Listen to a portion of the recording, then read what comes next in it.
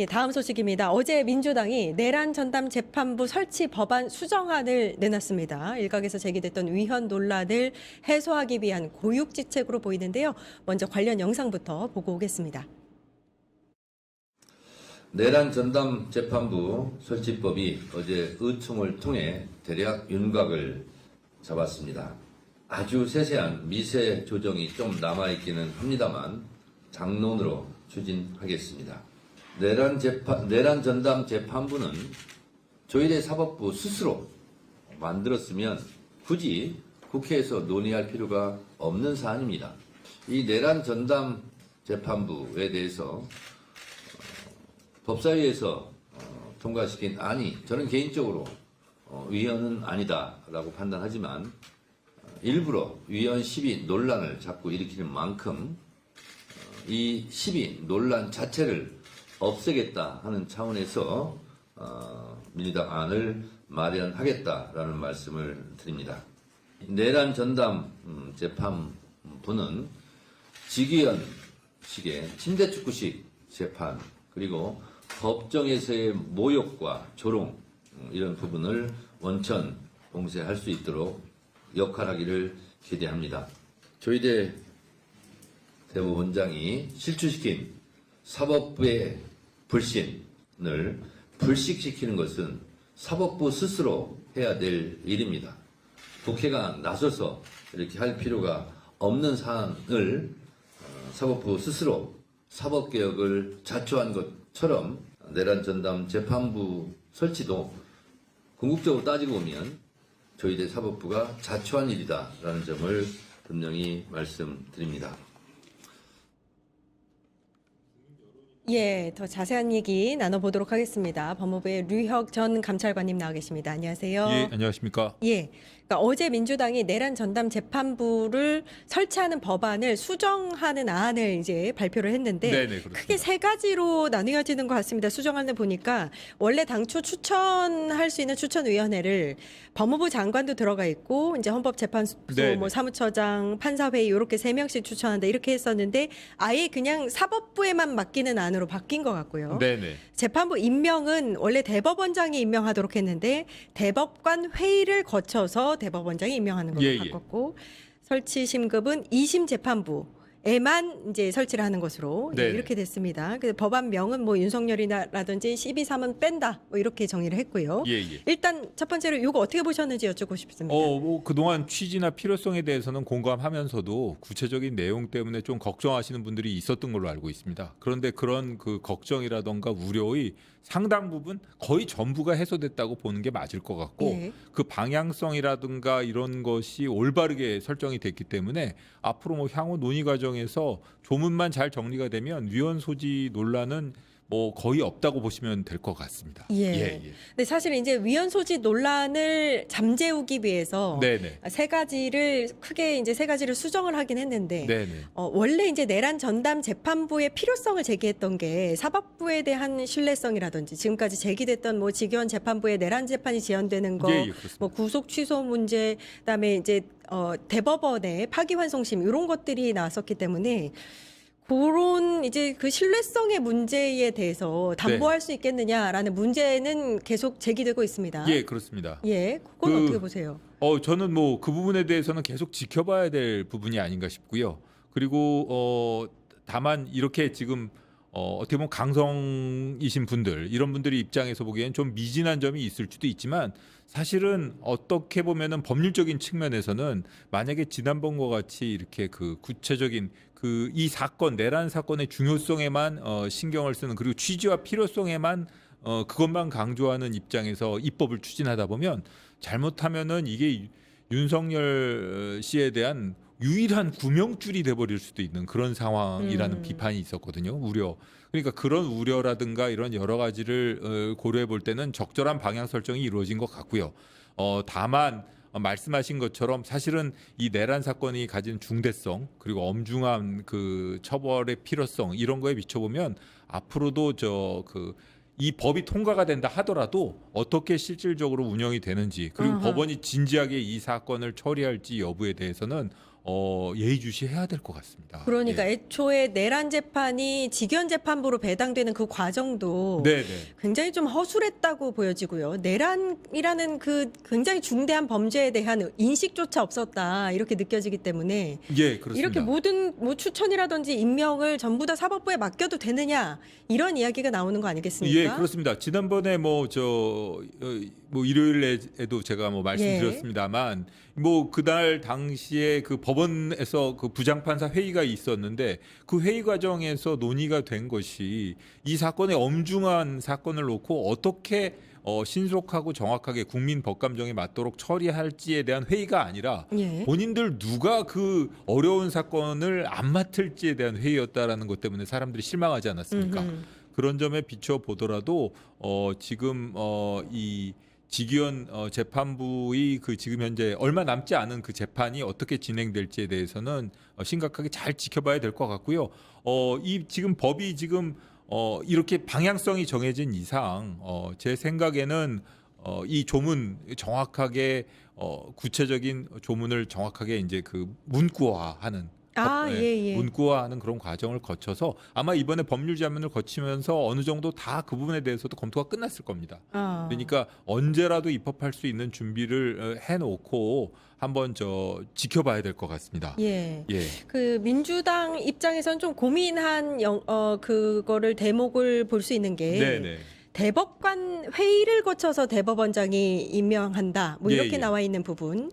대법관 회의를 거친다. 이 부분에 조금 어떤 고민이 좀 역력합니다. 그 부분에 대해서는 뭐 두 가지로 볼 수 있을 것 같습니다. 하나는 그 그러니까 민주당의 고민이 있을 수도 있고요. 위헌성 문제와 관련해서 또 하나는 조희대 대법원장 개인 한 사람에게 맡겨놓아가지고는 좀 믿기 어렵다. 그러니까 어쨌든 간에 이 대법관 전원이라는 여러 다양한 의견을 가진 사람들의 중지를 모아가지고 이 재판부 구성 방식이라던가 혹은 재판부 이 뭐 심리 방식이라던가 이런 것을 정해야 되지 않겠나 그런 고심이 결론인 것으로 보입니다. 예. 감찰관님 말씀처럼 이 추천위 구성에서 나중에 이제 그 재판관을 추천할 때 네네. 그 판사의 뭐 경력이라든지 그 전에 이제 어느 정도 이제 연륜을 쌓았는지 이런 부분을 좀 판단할 수 있게끔 그럴 수 하면 있어 보입니다. 참 좋을 것 같은데. 그리고 그 고등법원 2심부터 적용한다 그러니까 고법에서 재판을 하게 될 텐데요.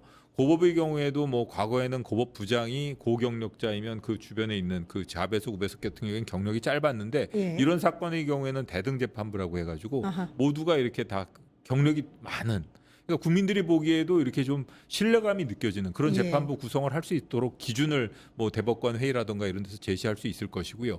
또 하나는 지금 현재 지금 언론에도 나온 것으로 알고 있습니다만 직위원 재판부 같은 경우에는 이런 중요한 내란 사건을 하면서도 일반 사건을 다 끌어안고 있었지 않습니까? 예. 도저히 감당할 수 없는 지경에 몰아넣고 사실 뭐 그런 엄중한 사건을 신속하게 처리하라고 기대하는 것도 무리인 만큼 그 사실 이 고법에서는 어떻게 이 내란 사건을 국민들의 법감정에 맞게 신속하게 그리고 이것만 정확하게 처리할 것인지 업무 분장이라든가 이런 거를 좀 새로 규정할 수 있도록 그런 조치를 취하는 것 그것도 하나의 기준을 대법관에 의해서 제시할 수 있을 것 같습니다. 예, 방금 말씀하신 부분을 서울고법에서 아마 네네. 관련해서 입장을 낸 게 있는 것 같은데요. 오늘 4시 한 40분쯤 한겨레 단독으로 나온 기사인데 서울고법이 만약에 내란 사건을 전담할 집중심리재판부가 신설이 될 경우에 예. 기존에 해당 재판부에 배당되어 있었던 사건까지도 이제 다른데 재배당하는 방안 요걸 내놨다고 합니다. 원래 이제 서울고법에서 나왔던 거는 만약에 배당이 되면 그 이후부터는 다른 사건을 배당하지 않는다였는데 네네. 기존에 배당했던 사건까지도 모두 다 다른 재판부로 배당한다. 이렇게 얘기를 한 거네요. 좀 때늦은 결정이긴 합니다만 늦었습니다. 사실은 예. 이런 거를 1심에서부터 국민들이 기대했던 거 아니겠습니까? 사실 그 사건에만 집중해서라도 어떻게 보면은 신속하게 이 좀 국가를 안정시키고 국민들의 마음을 좀 안심할 수 있도록 해줬으면 좋았을 텐데 좀 때늦은 결정인 것 같은데 어쨌든 지금 내란 전담 재판분이 뭐 이래가지고 국민 여론이 이렇게 만만치 않으니까 아마 법원에서도 그걸 그냥 지켜볼 수는 없어서 뭔가 국민들이 납득할 수 있는 조치를 내놓으려고 애를 쓰지 않나 이런 생각이 듭니다. 예. 그런데 이게 이제 서울고법이 이야기하는 재판부는 집중심리 재판부고 네네. 민주당이 내놓은 안은 내란 전담 재판부입니다. 네, 이게 뭐가 네. 다른 건가요? 내란 전담 재판부 같은 경우에는 기본적으로 이제 그 만들어질 그 법에 따라 가지고 재판부의 구성이라던가 배당 그다음에 심리 절차 여러 가지 이 모든 것이 어떻게 보면은 이런 중대한 사건을 어떻게 다뤄야 될지 국민적인 요청을 반영한 법에 따른 재판이라고 예. 본다면요. 그거는 그 기존에도 사실은 그 집중 심리가 이루어져야 될 사건에 대해서는 아하. 나름대로 예규 같은 게 있었습니다. 그러니까 기존의 법원에 있는 그 제도라던가 절차에 따라서 재판을 하되 기존에 있었던 하고 있었던 일반 형사 사건이나 이런 건 전부 재배당을 해서 업무 부담을 줄여주겠다. 예. 그거 하나가 어떻게 보면 좀 차이점이 되겠습니다. 그런데 이제 제가 이 기사에서 느껴지는 이제 예. 뉘앙스가 네. 이제 이 사법부는 절대 이제 민주당이 제안하는 내란 전담 재판부를 하지 않겠다는 의지가 읽혀집니다. 그러니까 거의 같은 얘기인데 내란 사건을 전담할 집중 심리 재판부를 신설하겠다 이렇게 의지가 그렇죠. 느껴져서요. 집중 심리 재판부를 신설하고 거기에 부담을 줄여줘 가지고 국민들이 바라는 것처럼 신속하게 할 테니 제발 그것만 하지 말아 달라. 그렇게 어떻게 읽혀집니다. 보면 읍소 비슷하게 읽히기도 합니다. 아. 예. 그럼 이게 이제 마지막으로 이제 본인들의 의지, 사법부의 의지를 이제 표명한 거라고 보이네요. 그렇게 볼 예. 수도 있어 보입니다. 우리가 여태까지 사실 뭐 여러 가지 뭐 반성의 목소리 뭐 그런 언급은 없었지만 우리가 여태까지 그 내란 사건 1심 재판 과정에서 여러 가지 문제점 지적에 대해서 여러 가지 잘못을 통감하고 있으니 우리가 잘 할 테니 좀 지켜봐 달라 이런 취지로 어떻게 보면은 법원에서도 대국민 호소를 하고 있는 것이 아닌가 이런 생각을 해보는데 예. 지금 아직도 1심 재판이 끝나지 않은 상황에서 한번 지켜봐야 되지 않을까 싶습니다. 그리고 내란 재판부라는 것은 사실은 꼭 이 윤석열 씨 사건 그 하나만을 위한 처분적 법률이라기보다는 국민들이 이렇게 심각하고 중요하게 생각하는 사건에 대한 법원의 엄중한 대처, 배당, 그다음에 사건 처리 심리 절차부터 모든 판결에 이르기까지 그런 엄중함을 규정하는 일반법으로서 추진한다면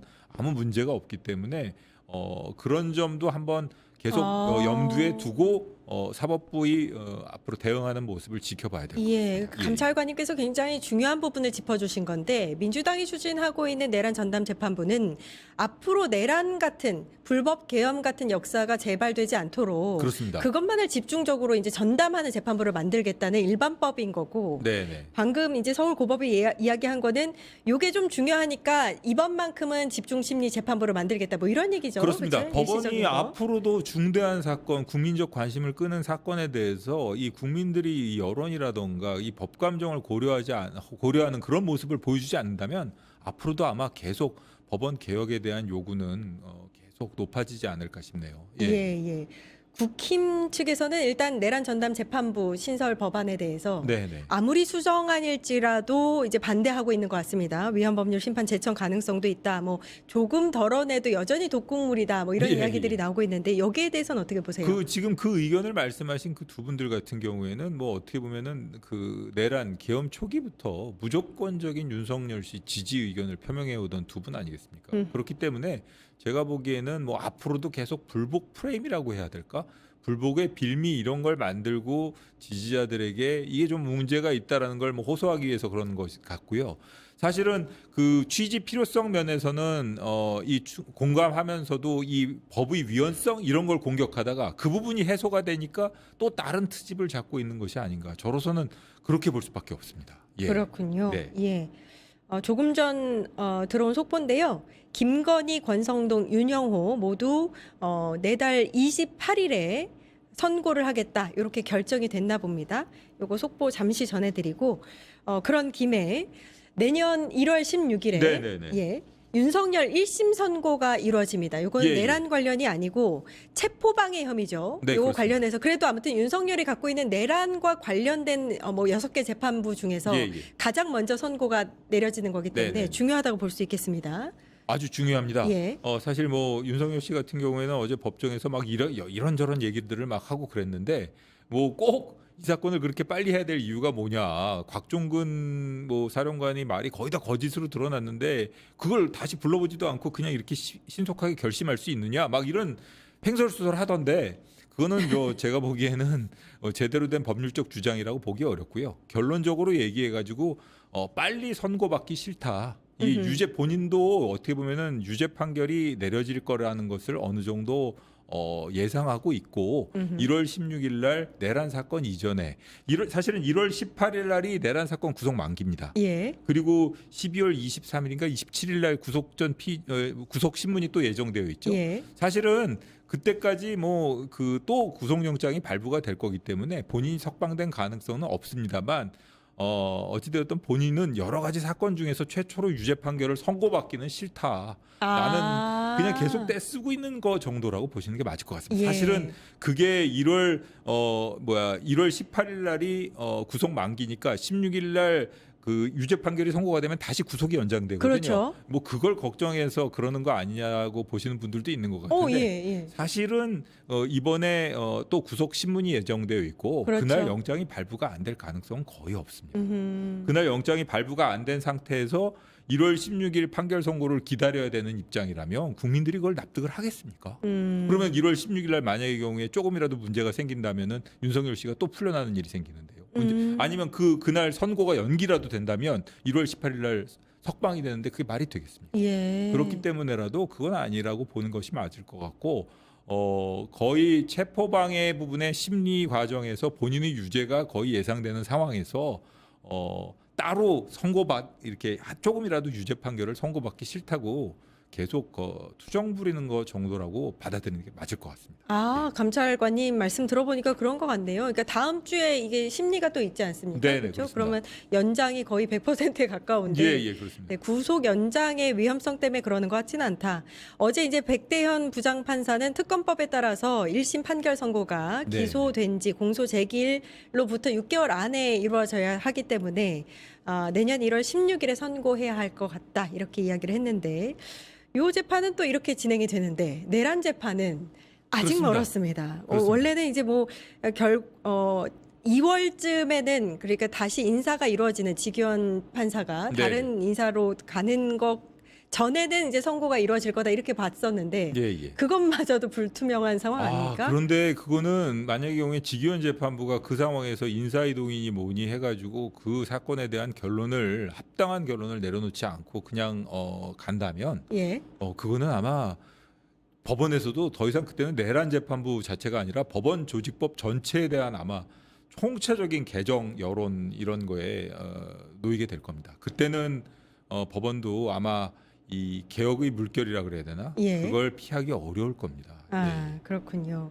예. 남은 재판에서 사실 국민 입장에서는 불법 위헌 위법한 불법 계엄을 일으킨 윤석열이 아직도 어떤 선고도 받지 않았다는 점에서 그 굉장히 점이 답답함을 호소하고 있었는데 문영배 재판장님도 그렇게 말씀하셨지만 1년이 지나도록 법원이 국민을 일상을 이렇게 파괴하고 힘들게 했던 그 예. 계엄의 사태에 대해서 확실한 명확한 법적 결론을 내려놓지 않았다는 것은 진짜 사법제도가 왜 존재하는지에 대해서 근본적인 의문을 품게 만들거든요. 예. 그런 점에서도 비춰보면 지기현 재판부는 이게 단순하게 뭐 국민의 법감정을 해쳤을 뿐만 아니라 이게 정말 그 사법부의 신뢰 자체를 완전히 바닥에 떨어뜨린 그런 잘못을 한 거예요. 예, 제가 어제 놀랐던 건 그 백대현 부장판사에게 윤석열이 갑자기 이제 흥분하면서 네. 읍소를 하는데 본인이 내란을 일으킨 게 아니라는 걸 굉장히 확신하고 있더라고요.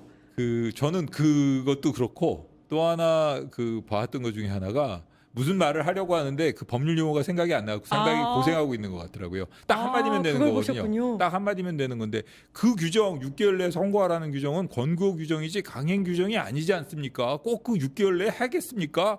심리도 충분하지 않은데 이 한마디면 되거든요. 네. 근데 그걸 말을 못하고 곽종근이 말이라는 거.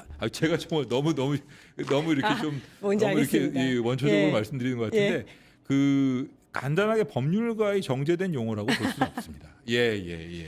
예, 알겠습니다. 여기까지 하겠습니다. 류혁천 법무부 감찰관님이셨습니다. 감사합니다. 예.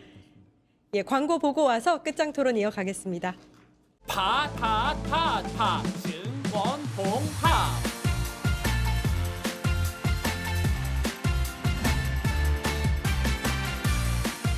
이제 저녁 8시 30분 퇴근 후 퀴즈 한판 혼자 하지 마세요. 같이 해요. 매일 저녁 8시 30분 많은 참여 바랍니다.